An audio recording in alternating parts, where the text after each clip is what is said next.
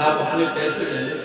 पूरे पैसे ले लिए, हिसाब किताब फाइनल हो गया। सरकार ने पर्ची बना कर दी, लो बोला ये रखो, इस पर्ची पे देखो क्या लिखा है। बोला बोले मालिक हम पढ़े हुए नहीं, हमने पूरा हिसाब ले लिया। बोले रघुनाथ जी जाने जो लिखा हो। तो साहूकार के मन में आया कि ये ईमानदार आदमी है, और ठगे कौन जाते हैं। बोले लाओ इसे ठगी। अगर आपने किसी को ठग लिया तो इसका मतलब ये नहीं है कि आप उसे ठग लाए, इसका मतलब ये है कि वो आप पर आंख मूंद करके विश्वास करता था। आप पे वो विश्वास करता था, आंख मूंद करके, आंख बंद करके, और आपने अपने विश्वास को ठग लिया, उसे नहीं ठगा। बोला ने रसीद देखी, बोले जो रघुनाथ जी जाना जो लिखा है। तो बोले ने मुनीम जी को बुला के ला। वो मुनीम जी को बुलाने गया, जल्दी से उसने अलमारी दूसरे खाने में रखी रसीद और दूसरी रसीद बनाई और उस पर लिख दिया। क्या लिख दिया कि ब्याज आ गया, मूल अभी बाकी है और उस पर ब्याज चल रहा, अब तक का ब्याज है। बोला वो रसीद दे दी। बोला रसीद ले, बड़े खुश हुए। बोले और हम जाएं? हाँ जाओ, पूरा ऐसा हो गया, देख लो पढ़ लो, मेरे बाद में कहो। बोला बोले हम जाने सब रघुनाथ जी जाने सही लिखा। और ऐसा कहते क्योंकि बेटे विवाह हो गए, बेटी का विवाह कर दिया, तो गांव में मंदिर था, रघुनाथ जी का वहीं पहुंच गया। पुजारी से बोला हम रहे। पुजारी ने बोले रहो आराम से, कौन सी दिक्कत है, यहाँ जब भगवान है तो सेवा करो, खाओ। रसीद ले जाकर के रघुनाथ जी के चरणों में रख दिया और एक ही बार सोचने लगा। वहीं बैठ के सामने कीर्तन करने लगा कि सिर पर सीताराम फिकर फिर क्या करना, सिर पर सीताराम फिकर फिर क्या करना, सिर पर सीताराम फिकर फिर क्या करना।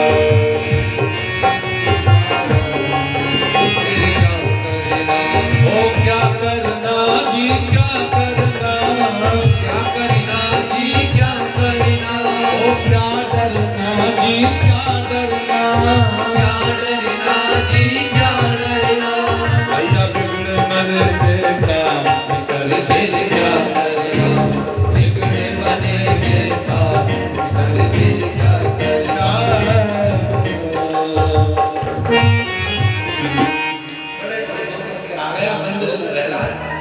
एक महीना गुजरा, मुनीम जी आए, आवाज लगाई, अरे बोला क्या सो रहे हो? बोले नहीं सो रहे, बैठे थे। झूठ बोल रहे हो? बोले तो रघुनाथ जी जाना कि हम सो रहे थे, बैठे। अंदर आ, बाहर आ। हाँ सेठ जी पैसे में, हम तो पैसे पूरे दे आए। रसीद दिखा।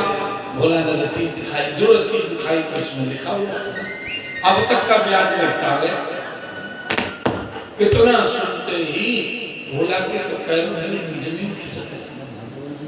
बोला मालिक मंदिर से, बोले मुनीम जी हम पूरा पैसा देखो, जो जा रहे हैं सो जाओ, बात मत करो, वहां बैठ के बातें कर रहे हैं। एक जाएंगे कहते दिमाग खराब करेंगे, क्योंकि सबके घर में बहुत जरूरत है। जा चल चल भैंसन को सामने करो, जा जीवन में है ही नहीं। थोड़ी देर की बात है, कथा को विश्राम दे, खटपट मत करो, अल्लाह से चार देर बाद हटा लो बिल्कुल। बोलो गोविंद भगवान की जय। उनके आए हो तो उनकी रखी है नहीं आएगी।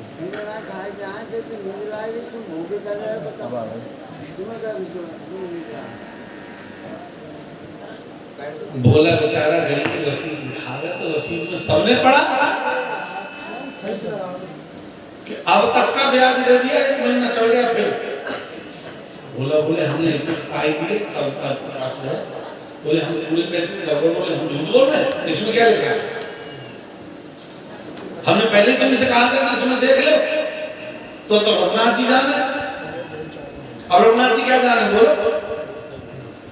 बात इतनी बढ़ गई, बेटे बोले मेरी बहुत कमाई करके बड़ी मुश्किल से पैसा दिया, अब मैं नहीं दूंगा। बोला मजबूर हो गया और बात अदालत तक पहुंच गई।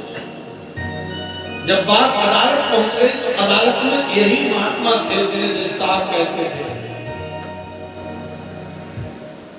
ये महात्मा उस अदालत में थे जिन्हें जज साहब कहते थे।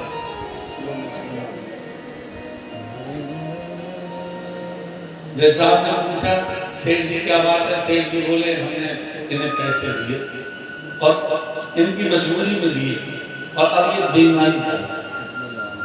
बोला सका तुम बताओ रसीद दिखाई, इसमें तो पैसे बोले क्या देना पड़ेगा। बोला माई बाप मैं बहुत गरीब आदमी और मैं सत्य कहता हूँ, मैंने एक एक पाई दे दिए। मैं बहुत गरीब हूँ, मेरे बच्चे मुझे पैसे देंगे नहीं और मैं कमा नहीं सकता, मैं दूंगा कहां से। सेठ जी ने कहा इनकी खाल खिंचवा लेंगे, पैसा तो लेंगे, अगर पैसा नहीं देंगे तो इनका खून इतना निकलवा लेंगे। इतना सुन के वो बेचारा गरीब आदमी घुटनों के बल पे पड़ा अदालत। और एक ही बात बोला मैं सत्य कह रहा हूं, मैंने एक एक पैसा नहीं दिया। जज साहब को लगा कि आदमी ठीक है। अगली 5 तारीख को दोनों लोगों को तारीख माफ दी। बोले इधर आप चैम्बर में बुलाया। जज साहब बोले एक बार बता पैसा दे दिया तुम। बोले भाई बाप एक पैसा। अच्छा एक बात बताओ, तुम गरीब आदमी हो, हम तुम्हारी मदद करेंगे, सच सच बताना जब तुमने पैसा दिया तो तुम्हारे साथ कोई और था सेठ जी और तुम्हारे बीच में? तो बोला कि आदत थी। वे बोले कि उस समय पैसे दिए, उस समय सेठ जी और मेरे बीच में रघुनाथ जी के सिवाय और कोई नहीं। कहा तो सत्य, लेकिन जज साहब को लगा कि रघुनाथ जी कोई आदमी है और बोले तुम घर जाओ। अपने पैसे से संबंध तैयार कराए और रघुनाथ के नाम संबंध गए। पूरे गांव में चौकीदार पूछता मेरे सिपाही रघुनाथ जी हैं, रघुनाथ जी हैं, लेकिन पूरे गांव में कोई रघुनाथ नहीं। किसी ने कहा मंदिर है, तो मंदिर पर ही पहुंच गए। सिपाही ने आवाज लगाई रघुनाथ जी हैं। पुजारी समझ गए भोले का मामला है। पुजारी बाहर आए, बोले क्या है? बोले रघुनाथ जी हैं। कहाँ है? अंदर। संबंध आया उनके लिए।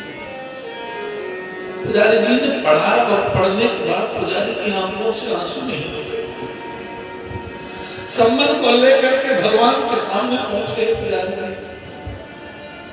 और संबंध भगवान के चरणों में रख दिया और एक बात बोले प्रभु कोई आपको भोजन लाता है, कोई मिष्ठान लाता है, कोई कपड़े लाता है, कोई हार लाता है, मालिक आज आपके लिए संबंध आया है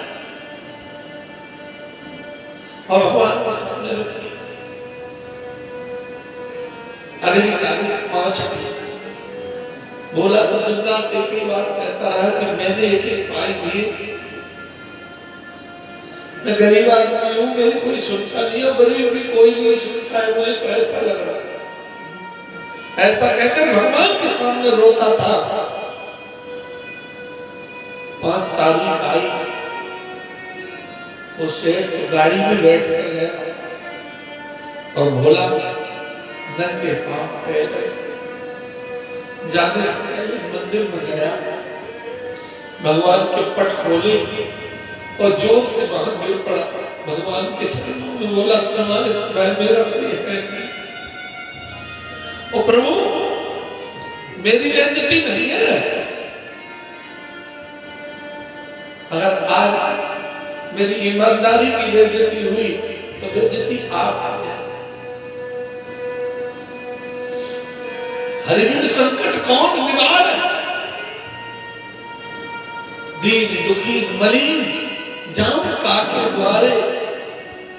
और बोला ने तो एक बड़ी अच्छी बात है, ये कोई बात नहीं। हाथ जोड़कर प्रार्थना करके बोला, जाएगी लाज तुम्हारी,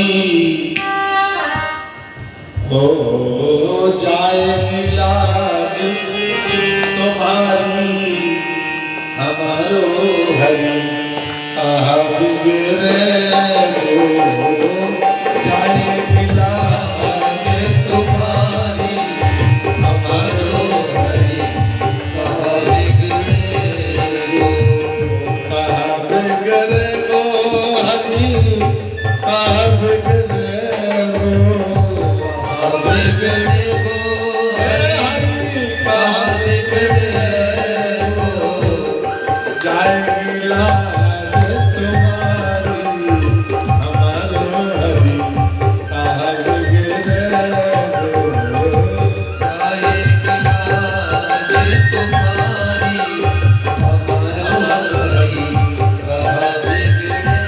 देखिए भरोसा, दीन दयाल सुने जब ते, तब ते मेरे मन में ऐसी बसी है,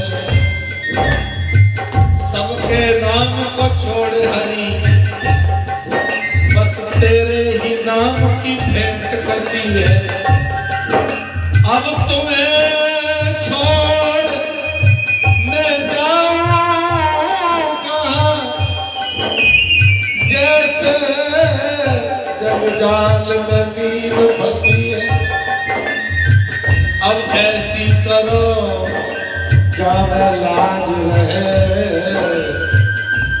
वरना हमारी हसीना तुम्हारी हसी है, जाएगी लाज तुम्हारी, हमारो हरि कहा बिगड़े हो, जाएगी लाज तुम्हारी, हमारो हरि कहा बिगड़े हो।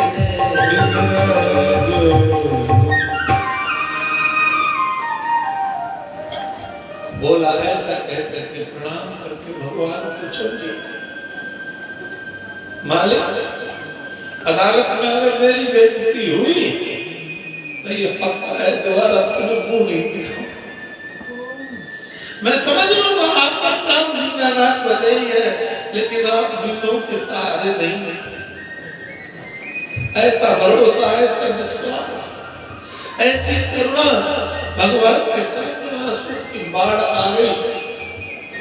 आज मेरी बेइज्जती होगी, मुझे कोई गम नहीं, लेकिन मेरा भरोसा टूट जाएगा कि भगवान में कोई चीज है। ऐसा कहकर के बोला तो चला, लेकिन पुजारी ने जो भगवान से कहा, पुजारी ने सब कपड़े भगवान को उठाए और मंदिर में अंदर डाल दिए। हाथ जोड़कर प्रार्थना करके ठाकुर जी बोला, बहुत गरीब है, तुम्हारे सिवाय कोई है नहीं उसका। सेठ आज इसके कोड़े मरवाएगा और गरीब की पीठ पर जो जो कोड़ा पड़ेगा ना, वो तुम्हारी बदौलत पड़ेगा। इसलिए आज तुम अदालत जाओ। भगवान से जिद कर दी, पुजारी ने बंद करके मंदिर। आज तुम्हें अदालत जाना है और ये लो कपड़े, जो मन करे उसको पहन लो। शहर जाओगे अच्छे कपड़े पहन कर जाना और जल्दी लौट के आना। भोजन का टिफिन अंदर मंदिर में रख लिया, ये ले जाओ, यहाँ तो आज भोग लगेगा नहीं, वहां जाकर के भोग लगा लेना, जैसा चाहो वैसे खा लेना, लेकिन गरीब की इज्जत तुम्हारे यहाँ। जब संसार के सारे सहारे छूट जाते हैं, दुनिया के लोग खड़े होकर धोखा देने लगते, तो जगत के आगे हाथ मत जोड़ो ना, जगदीश के आगे हाथ जोड़ो। दो जगह रोने के लिए लिखी गई है, या तो अपने गुरु के चरण पकड़ के रो लो, या भगवान के मंदिर में बैठ के रो। आंसू बेकार नहीं जाएंगे, पुजारी ने मंदिर के पट बंद किए, ऐसे लगा जैसे दरवाजे अपने आप खुल गए। भगवान चले अदालत में आवाज लगी, बोला और सेठ जी दोनों खड़े। सेठ ने कहा ये बेईमान है, मुझे रुपया नहीं चाहिए, इसकी पीठ पर 50 कोड़े मारे गए मेरे साथ। इतना सुन के भोला कांप गया। ये भगवान को याद किया प्रभु कि आज कोड़े पड़ पाओगे। इतना कहते क्या देखा, जज साहब ने पता नहीं कहां से याद आई, बोले गवाह बुलाओ। बाहर खड़े गली में आवाज लगाई, रघुनाथ जी हाजिर हो, रघुनाथ जी हाजिर हो, रघुनाथ जी हाजिर हो। ऐसे कहते जो 3 नारे लगाए हैं, 4 अटकी सी, एक वृद्ध की झुकी सी दे, कमर झुकी हुई, हाथ में लाठी, गले में तुलसी की माला, सिर पर पीला कपड़ा बांधे, माथे पे तिलक, चंदन और रोली लगाए हुए एक बूढ़े बाबा आए। जज साहब ने पूछा तो भाई रघुनाथ जी हो? सिर आया, अच्छा तुम्हें रघुनाथ हो? बोले हाँ।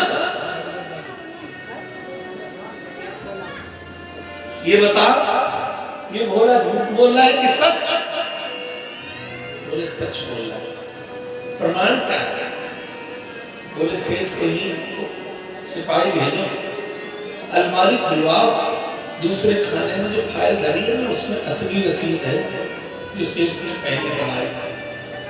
सिपाही गए, लेकर आए, कलयुग की घटना है। जज साहब के सामने पेश हुई, सेठ जी की नजर नीचे हो गई।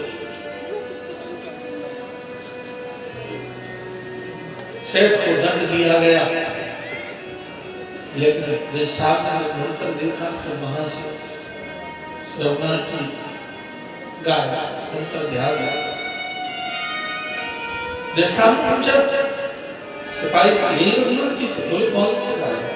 वहां तो मंदिर में ले आए थे, वहां कोई रघुनाथ नाम का आदमी नहीं है। सेठ जी से पूछा तुमने देखा?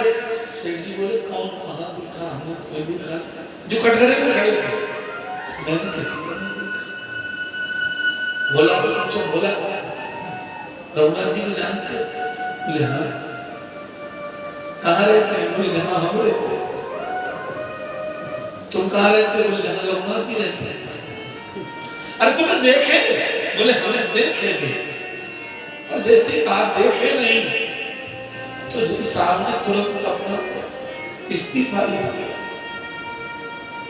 और लिखकर कलम तोड़ दी। वृंदावन चले आए, महात्मा बन गए। मंदिर में नहीं घुसते। किसी ने पूछा आप मंदिर में क्यों नहीं घुसते हो, बैठते तो नहीं हो? तो एक ही बात बोले, सुत सारद नारद शेष महेश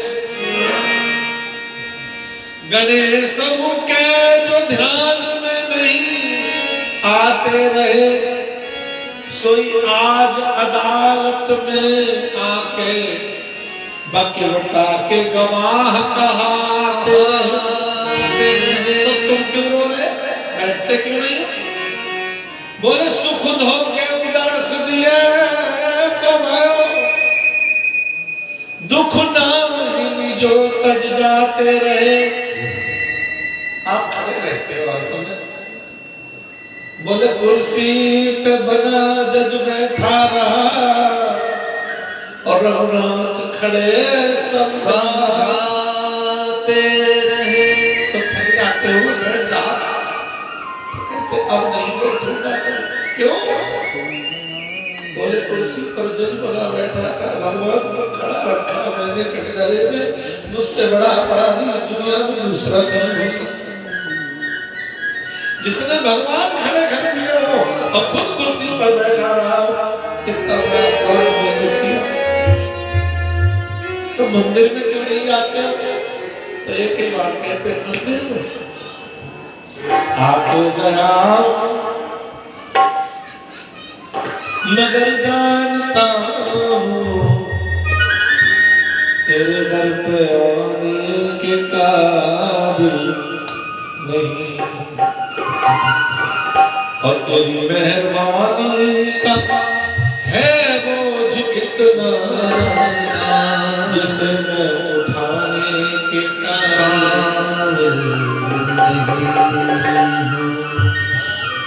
जमाने की चाहत ने मुझको बुलाया और तेरा नाम मेरी जुबान पर न, और खतावार हूँ मैं, गुनाहगार हूँ मैं। अंदर मंदिर में क्यों नहीं जाते हो? बोले तुम्हें दिखाने के काबिल नहीं।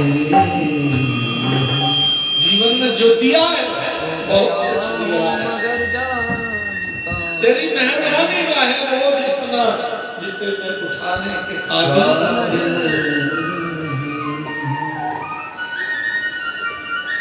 महाराज भगवान हर जगह हमारी मदद को खड़े हैं, लेकिन हमारे अंदर विश्वास गिर जाए तब। सुदामा की पत्नी ने पूछा, सच बताओ, हमने एक बात सुनी है, द्वारकाधीश को जानते? द्वारकाधीश को? हाँ हाँ जानते हो? सुदामा जी बोले जानते। कैसे जानते? जानना भी कई तरह का होता है ना। बोले द्वारकाधीश हमारे सखा है, बचपन में साथ चले जाओ तो न जाता। क्या कहा? मिलने चले जाओ। ये धर्म पत्नी के लक्षण है। मंदिर भेद है, तीर्थ भेद है। सुदामा की पत्नी बोली, कृष्ण जब तुम्हारे सखा है और वे भगवान है तो भगवान से मिलने कब से मिले? बताओ, हद हो गई। एक बार मिल तो आओ, क्योंकि वो जानती है सन्मुख हो जीव मोह जवही जन्म कोट अवकाशो। एक बार में जो उनके सामने चला गया तो कितने ही पापों सब दूर हो जाते हैं। तो तुम चले जाओ। बार बार जिद करी। सुदामा ने कहा, गरीबी है, लोग भूल जाते हैं, मिलते नहीं, दरवाजे बंद कर लेते हैं। अरे तुम मित्र हैं तुम्हारे, चले तो यार मित्र की खाली हाथ जाना चाहिए। पत्नी बोली, मैं तुम्हारी व्यवस्था करती हूँ। आज पड़ोस के घरों में गई, 5 घरों से 4 मुट्ठी चावल लाई। 5 घर से कितने चावल लाई? जोर से बोलो। 4 मुट्ठी। और एक कपड़े में बांधे 4 मुट्ठी। अलग अलग घरों तक क्यों लाई? बड़ी बुद्धिमान है।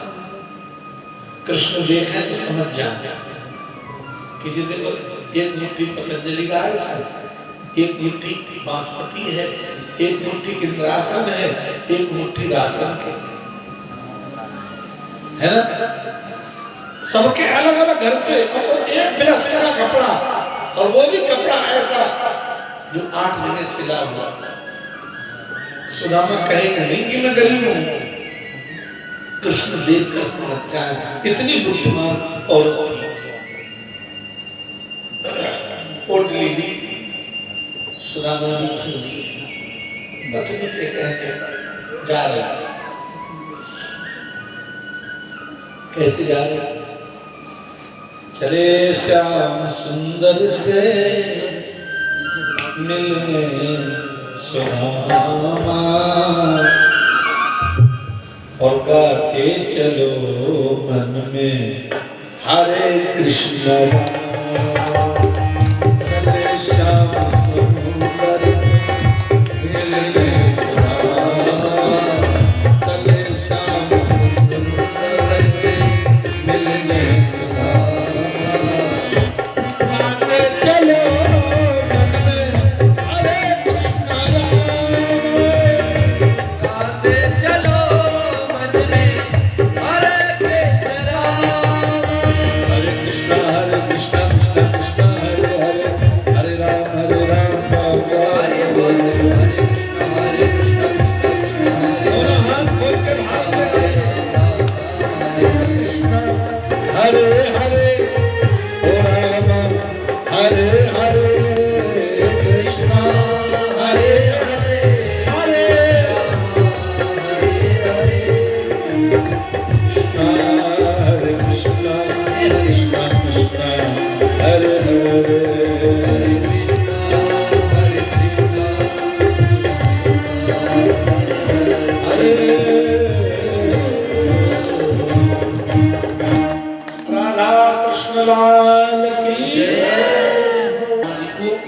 द्वारका तक जाने में 3 महीने लगे। कितने महीने लगे जोर से बोलो? 3 महीने। और 3 महीने की यात्रा करने के बाद जब द्वारका के पास पहुंचे, बहुत सी कथाएं हैं बीच में, लेकिन मूल बात है एक नाव पर बैठे, नाव वाले ने पार तो कर दिया, पैसे नहीं, और नाव तो एक ही चलाता है, नाव दूसरा चलाने वाला कोई है नहीं। नाव कौन चलाता है? बस आज नाव के नाविक ने पूछा, पंडित जी कहाँ जाओगे? द्वारका।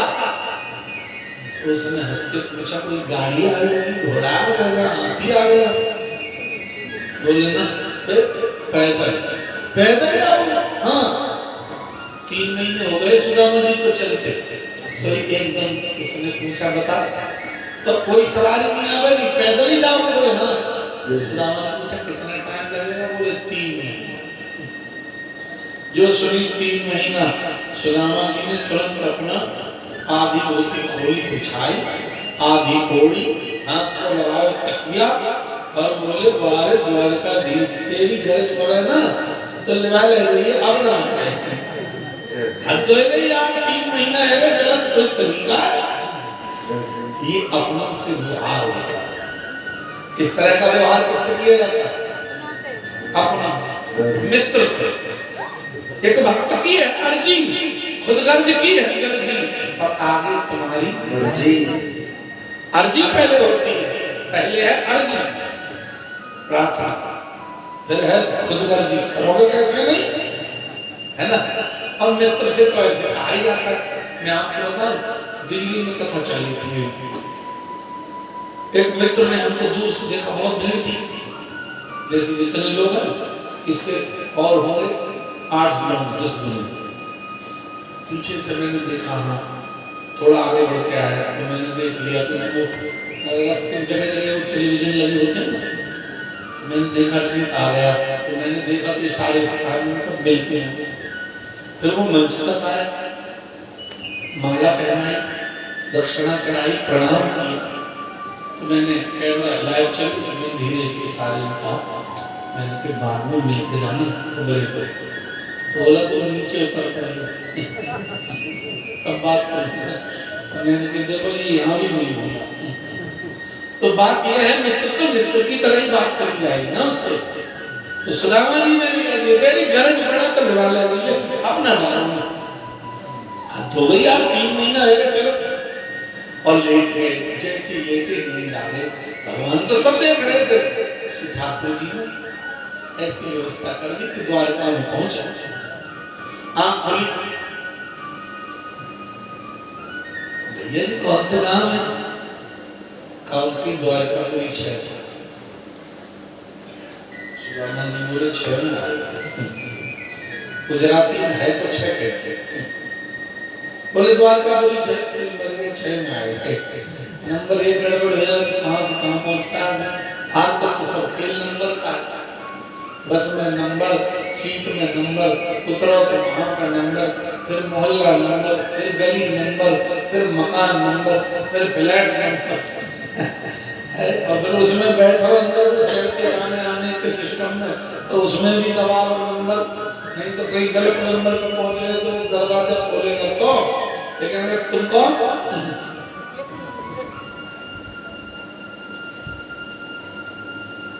सुदामा जी बोले 6 में आए। कहा कोई समझदार व्यक्ति था, उसने जानू कहाँ है? बोले द्वारकापुरी। बोले द्वारकापुरी 6। बोले 6 तो है, बताना एक मैदान में किनसे मिलना है? आप से मिलने आए हुए? बोले हाँ हमारे मित्र हैं। मित्र यहाँ कहीं मजदूरी करते हैं, गाड़ी चलाते हैं, रिक्शा चलाते हैं, पल्लेदारी करते हैं, क्या करते हैं? उनकी दशा देख के वैसी बताई। तो बोले ये काम करता है। बोले फिर हाँ मित्र यहाँ राजा है, बाद 2-4 बोले देखिए मित्र को चित्र इनका फोटो मुंबई में मिला, हमने खंबे पे लगा हुआ, नाम नीचे लिखा था खतरा। देखिए जिनके मित्र बताए गए द्वारकाधीश के मित्र, कोई समझदार व्यक्ति था, आत्मज्ञानी। उसने हाथ पकड़ लोगों से कहा सुनो, उनके मित्र ऐसे ही होते, उनके मित्र ऐसे ही होते हैं। तो भैया उनका नाम जानते? बोले हाँ, क्या है? बोले कन्हैया जिन्होंने लेते हैं जे बदले ना, उनका नाम तो बदल गया है। बोले और कौन नाम? हाँ याद कर लो, आप भी याद कर लेना सब लोग। भगवान का क्या नाम है? परम मंगल में परात्पर अखिलेश्वर कारण करुणा वाले भक्तमांशा कल्पतरु कलित प्रिंतर पीतांबरधारी अनंत कोट ब्रह्मांड नायक राजा विराज महाराज योगीराज श्री श्री 1008 श्री प्रातः स्मरणीय वंदनीय पूजनीय श्री कृष्णचंद्र द्वारिकाधीश भगवान की ये नाम है। सुदामा जी बोले नाम है तो रबड़।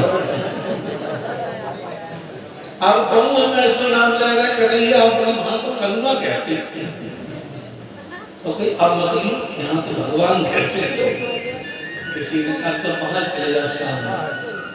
सुदामा जी वहीं पहुंच गए, सुंदर अट्टाल लेके बड़े बड़े भवन झंडे लगे हुए। मैंने उसे कहा झंडा उसी का ऊंचा होगा जिसका डंडा ऊंचा। नियम और संयम का डंडा ऊंचा है और झंडा ऊंचा है। डंडे को सब प्रणाम करते हैं, डंडे को कोई नहीं, जबकि डंडे पे टिका झंडा। इसलिए नियम और संयम का झंडा सही रखना, डंडा तो झंडा ऊंचा रहेगा। जिस परिवार में, जिस घर में, जहाँ व्यवहार में नियम और संयम का डंडा है, वहाँ झंडा ऊंचा है। क्योंकि आदमी जब भी हारा है तो परिवार से हारा, बाहर का कोई नहीं हरा सकता, परिवार से। महाराज दरबार में तो पहुंचे, कितनी ऊंचे ऊंचे भवन देखकर क्या आंखों में आंसू आ गए। परीक्षित ने पूछा इसलिए आपके आंसू इतना बड़ा आदमी हो गया, दुखी हो रहे हैं क्या? ना ना, खुश हो रहे हैं कि इतना बड़ा हो गया मेरा कृष्ण। आंसू भर के आगे पहुंचे, द्वारपाल ने प्रणाम किया, ब्राह्मण देवता प्रणाम। और जो आपको उन्हें कैसे पता है ब्राह्मण है? बोले ब्राह्मण की पहचान क्या है? बोले चोटी देखी, फटे हुए कपड़े थे, उनमें से जगह में दिखाई दे गया, माथे पर तिलक लगा हुआ था वो दिखाई दे गया। ब्राह्मण सवेरे बिना तिलक के मिल जाए तो चांद डाल के दर्शन समझे। ब्राह्मण की यूनिफॉर्म है, बिना यूनिफॉर्म के हम क्या मालूम तुम आईजी हो, डीआईजी हो, एसपी हो, क्या हो? इसलिए ब्राह्मण को साधु कोई कपड़े पहनने की जरूरत थोड़ी है। रंग बिरंगे कपड़ों की कोई जरूरत नहीं, दाढ़ी की कोई जरूरत नहीं, तिलक लगाने की कोई जरूरत नहीं, वैसे भी भजन हो जाएगा। लेकिन यूनिफॉर्म जरूरी है। जब वो अपनी ड्रेस पहनेगा तो हर कोई पहचान ले। आप हमारे साथ यहाँ चलना, 10 पैंट लगा के लोग चलना, हम भी पहनते थे 2005 में, हम पहनते थे 5 साल पहले, और तब से छोड़ी है, देखी भी नहीं कैसे। और कहीं पहन के हम चले जाए तो लोग हम पहचाने नहीं। सही तो आप हमारे साथ चलो, 10 लोग पैंट वाले चलना और धोती पहनना, आदमी की नजर धोती की तरफ पहले जाए। सुदामा जी ने जब प्रणाम किया, उन्होंने सुदामा जी से पूछा बताइए पंडित जी। बोले कन्हैया है क्या? कहा जरा बोलिए,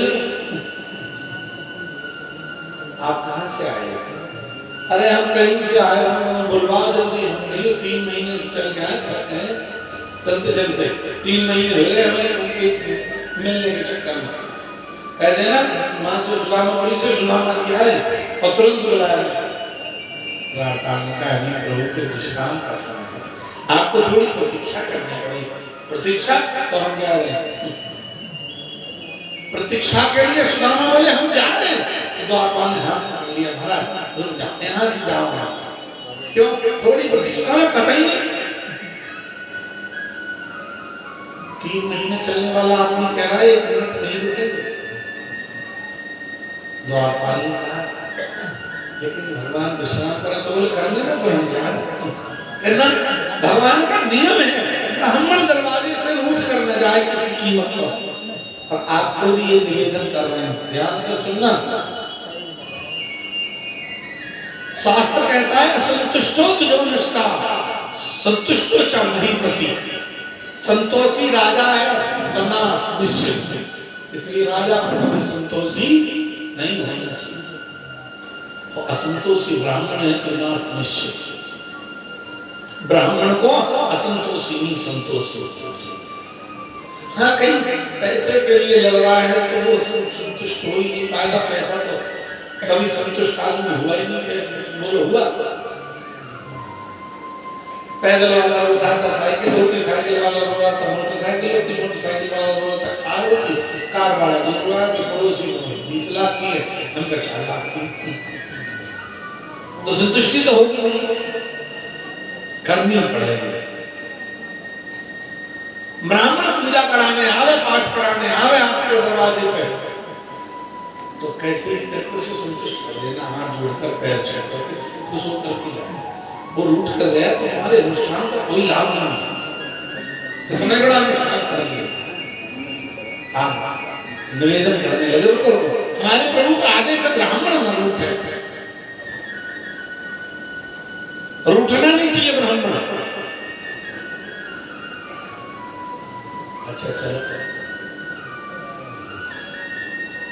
द्वारपाल अंदर गया, आप कुछ क्षण रुको, हम आपकी खबर पहुंचाएंगे। और अंदर जाते ही उसने जो कभी नरोत्तम के पद बोले, कभी नरोत्तम तो अपने आप में भागवत का मूल एक अंश होगा, हर भागवत वक्ता बोलता है।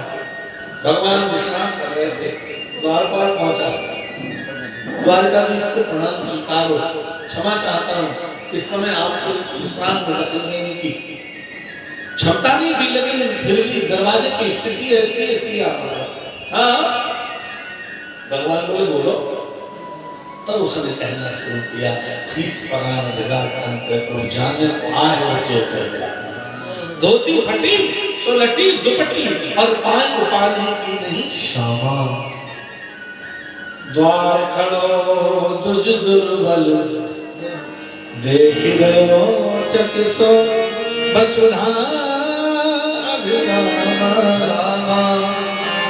और पूछत दीन दयाल को ना। द्वारपाल ने कहा पगड़ी नहीं, कपड़ा नहीं, पाँव में चप्पल नहीं, एड़ियां फटी, कांटे दाग लगे, ऐसा ब्राह्मण दरवाजे, तुम्हें कैसे मालूम ब्राह्मण? कपड़े उपड़े देख के बता रहा, तो नाम पूछा। आजकल लोग झांकी निकालते हैं,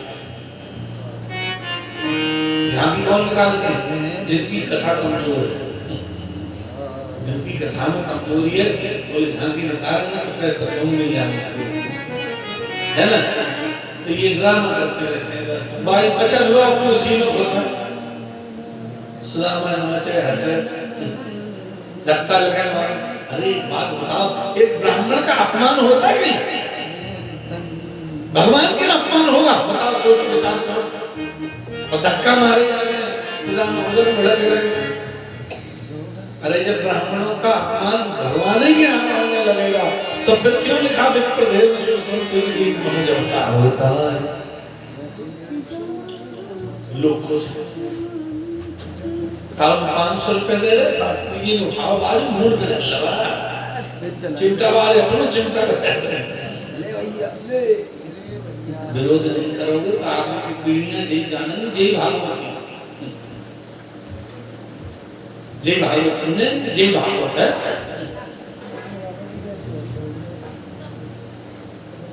किसी की प्रशंसा बैठकर नहीं करनी, ये नीति पक्ष का मंच है।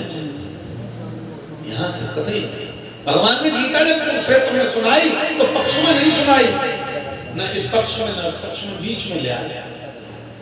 बीच में इसलिए कि निष्पक्ष होकर बात है।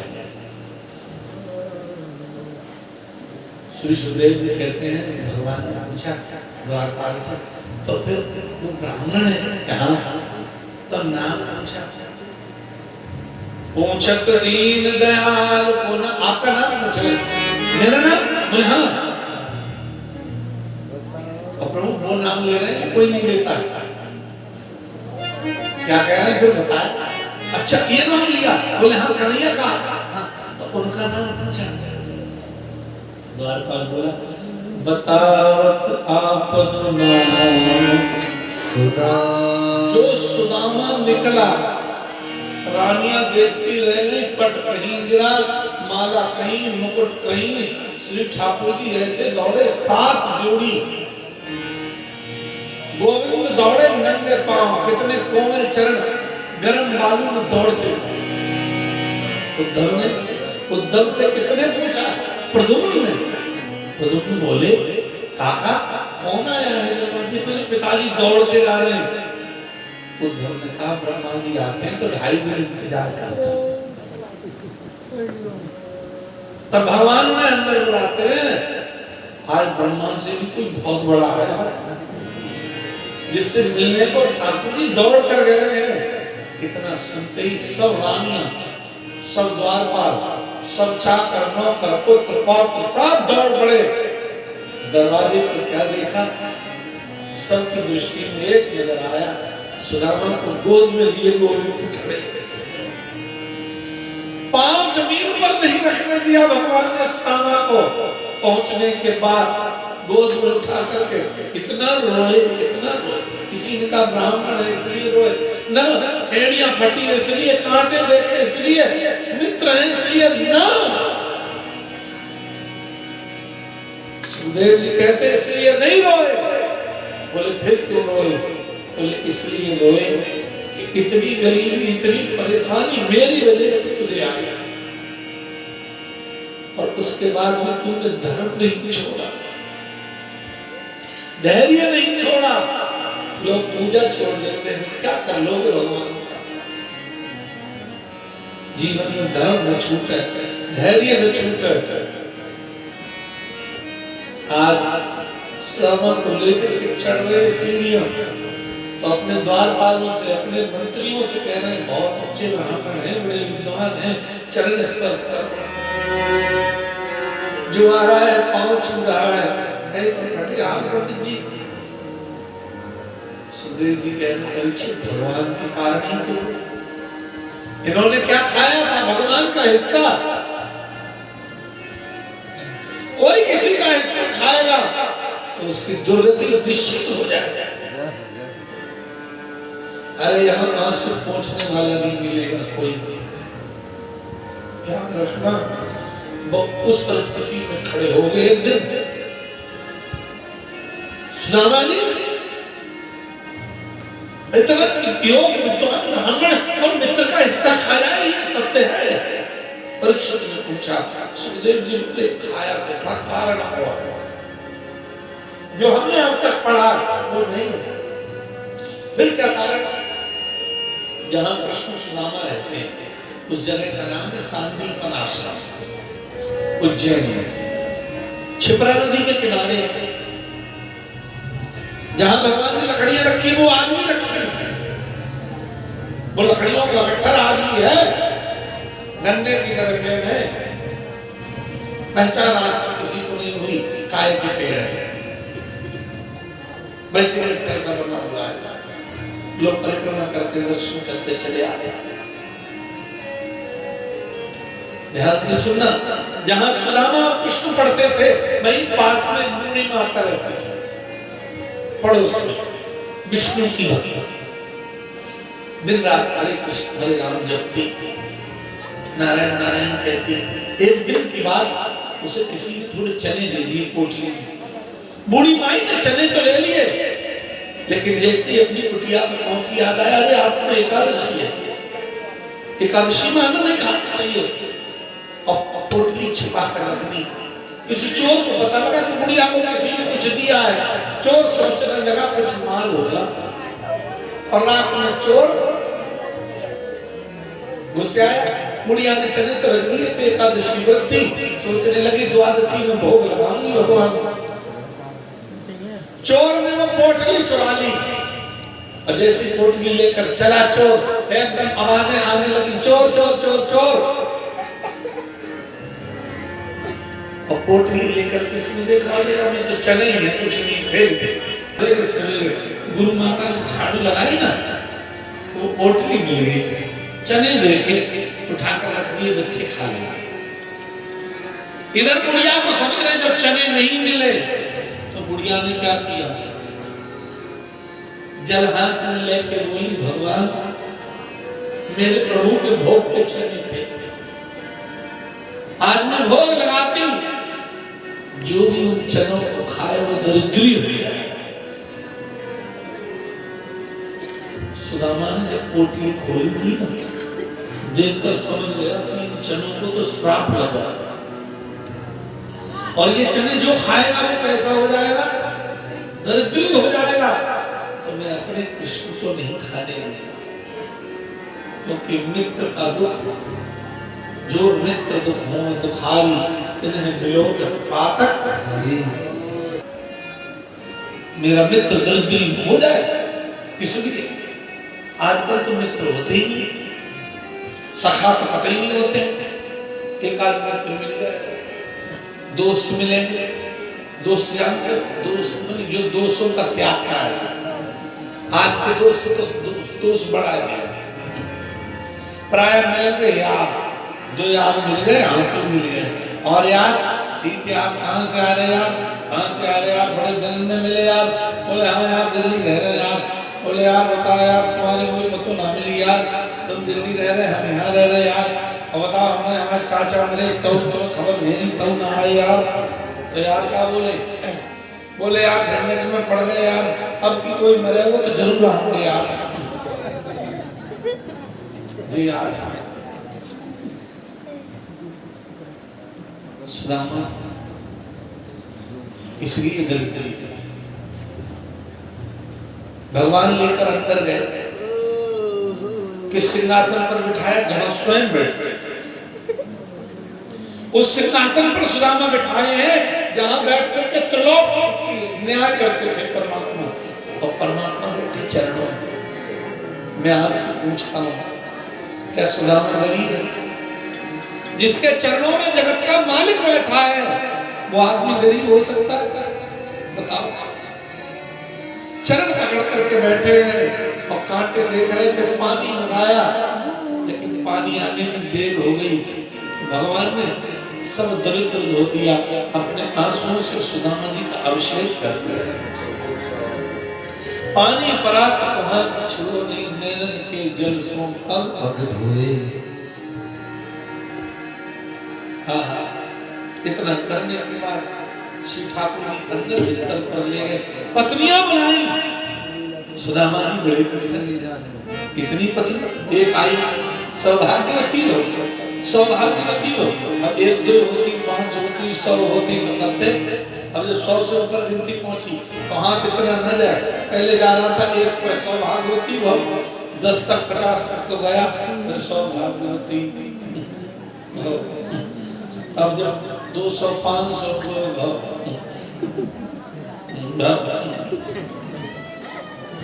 जब 1000 के ऊपर पहुंच गई तो बोले कहां से, का पूरे नगर में दावत दे दी।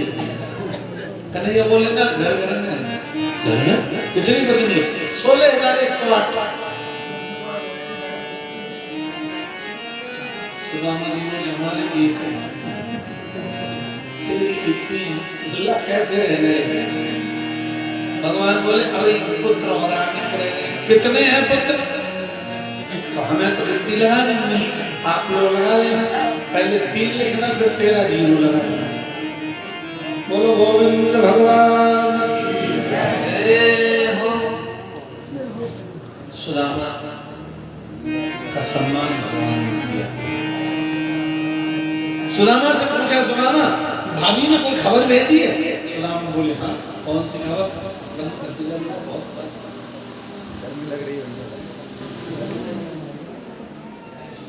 भाभी ने खबर भेजी, एक मास 2 पाख में 2 एकादशी हूँ, 1 महीना 2 एकादशी, ये खबर भेजी। सो प्रभु दीनानाथ ने नित दिन दीने मोह। हर रोज एकादशी होती है, बड़ी कृपा करेंगे। कृष्ण ने कहा अब भाभी से खबर भेज देना। कौन सी? हो अब सुदामा के लिए छुपाए ऐसे दिखा है इतना बड़ा राजा और उसके लिए मैं चावल। भगवान बोले छुपाना, पहले छुपाने से गड़बड़ी हुई और जबरदस्ती पोटली खींची और खींच के जो पोटली वो 8 बजे सिला हुआ कपड़ा छोटा सा बोला भगवान के नेत्र सिले हो गए। इतनी गरीबी और कहा भी नहीं। और फिर जब खोल कर चावल देखे तो भगवान ने कस के खाने शुरू कर दिया। कै मुट्ठी खाए? जोर से बोला, कै मुट्ठी खाए? कथा सुनिए तो बताओ ना। है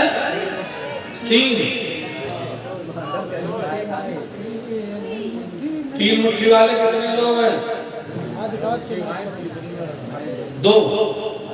अच्छा 2 मुट्ठी वाले कितने हैं? हाथ उठाइए जिन्हें 2 मुट्ठी पता।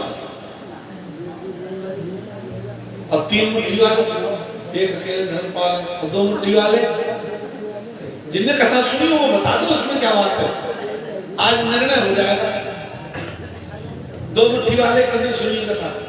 1 2 3 4 5 2 मुट्ठी। तो ऐसे नहीं कराओ। तो आज से ये दोनों बातें कैंसिल कर देना। भगवान ने केवल 1 मुट्ठी चावल खाए। कितने खाए? 1 मुट्ठी। अगर जो कहे 2 मुट्ठी तुरंत कहियो गीता प्रेस गोरखपुर की भागवत जाओ आप पढ़ के देखो। जिसने पढ़ी नहीं होगी वो तो कहेगा और जिसने पढ़ी नहीं वो एक ही बोलेगा। गीता प्रेस गोरखपुर से भागवत लेना, भागवत का दूसरा खंड और 10वें स्कंद खोल के सुदामा चरित्र पढ़ना। भगवान ने कितने खाए? केवल 1 मुट्ठी। और जिनने खाली ऐसी सुनी भागवत सुन लेना वो 2 ही मुट्ठी निकालना। आज से जो कहे 2 मुट्ठी तुरंत कहिए रुक जाओ महाराज। कथा के बाद उससे कहना भागवत खोल के दिखाओ और हम दिखा सकते। 1 मुट्ठी चावल। दूसरी मुट्ठी भगवान ने जैसे पकड़ी तो रुक्मिणी जी मुस्कुरा कर बोली ज्यादा भाव मत खाओ पंडित जी, ये कच्चे हैं गड़बड़ी हो गई। 1 मुट्ठी में ही तुमने संसार का समस्त ऐश्वर्य दे दिया, अब बचाई क्या? सुदामा कैलाश रोटी द्वारका में कैलाश रुके। 3 महीने की यात्रा करने वाला मेहमान 1 रात फिर चल दिए। जैसे गए थे वैसे ही आ गया। 3 महीने आने वाले। लेकिन जब घर पहुंचे तो स्थिति बड़ी गड़बड़। मंदिर देख डरे सुदामा, मंदिर देख डरे सुदामा, मंदिर देख डरे सुदामा, मंदिर देख डरे।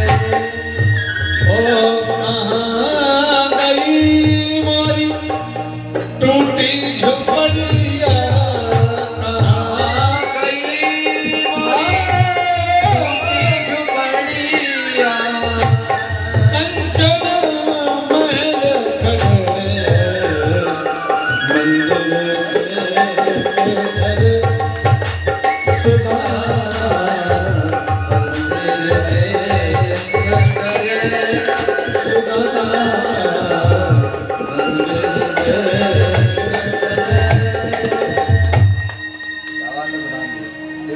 मंदिर देख डरे सुदामा, मंदिर देख ऊपर अटारी से पत्नी ने खूब श्रृंगार करे। आज मेरे श्रृंगार नाम में कान में माथे पे और पता ना कितने श्रृंगार की बात करूं और कर श्रृंगार खड़े और इशारे करे आओ। सुदामा जी ने कहा पराई और हमें देख के सारे इतने कहने कहने कभी देखी नहीं तो मुझ माँ में अपने मुंह पे डालो मुझ बच्चे आए बता दी चलो ना हाँ अंदर अंदर ये अपना घर हाँ माता जी कौन से बुला रही है बोले बोले तो मैं कौन जैसे शकल तो पहचान लग रही लेकिन इतने कहना अंदर आए सुशीला तेरे विद्युत सुशीला ये कैसे आए तो उसने बताया कल ही तो कन्हैया यहाँ से गए तुम जिस दिन गए अगले दिन तुमने भेज दिए और कल गए बेचारे सब काम करवाए गए इतना सुंदर था सुदामा जी रो पड़े तेरी लीला को कोई नहीं जान सकता तू जिसको देता है तो कैसे देता है जोर से बोलो और छप्पर फाड़ के देता है और जिससे लेता है तो इसकी चमड़ी उधेड़ देता है। सुदामा चरित्र के पावन प्रसंग का दर्शन श्रवण जो करते हैं भगवान के प्रति उनकी प्रीति बढ़ती है। अब ले चले परीक्षित मोक्ष क्योंकि कथा तो अनंत है हरि अनंत हरि कथा